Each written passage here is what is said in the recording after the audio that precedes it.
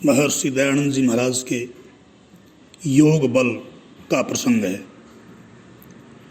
एक बार महर्षि दयानंद जी महाराज जनवरी के महीने में उपदेश कर रहे थे। सुनने वाले भारी भारी दुशालों में कांप रहे थे, परंतु स्वामी जी एक लंगोट में थे। किसी ने कारण पूछा तो कहा योग का अभ्यास है। किसी और ने कहा इससे कुछ अधिक दिखाइए। स्वामी जी ने अंगूठे घुटनों पर रखकर बल लगाया तो झट सारे शरीर से पसीना गिरने लगा।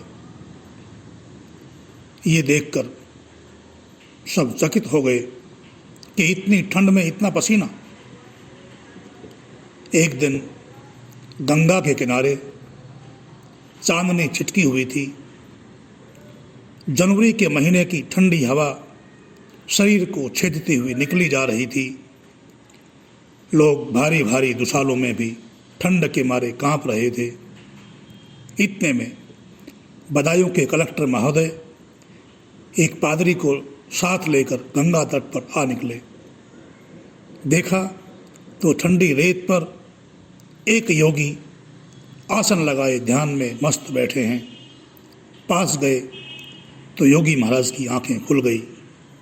योगी ने केवल एक लंगोट ही पहन रखा था। ये योगी थे महर्षि दयानंद। कलेक्टर कहता है साधु जी आपको ठंड नहीं लगती? पादरी ने कहा खाने को खीर और बल देने वाला तरमाल मिल जाता होगा, फिर ठंड क्यों कर लगेगी?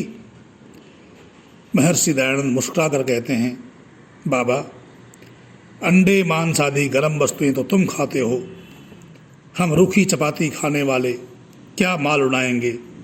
खाने से ही ठंड से बचाव होता हो तो जरा कोट को उतार कर मेरे पास बैठ जाइए।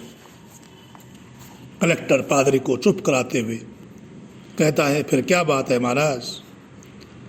महर्षि दयानंद बोले बात और क्या है, आपका मुंह भी तो नंगा है, इसे ठंड क्यों नहीं लगती? कलेक्टर कहता है मुंह हमेशा नंगा रहता है, इसलिए इसे ठंड नहीं लगती। योगीराज महर्षि कहते हैं हमारा सारा शरीर ही सदा नंगा रहता है, इसलिए हमें भी ठंड नहीं लगती। अभ्यास। पादरी और कलेक्टर प्रणाम करके चले गए।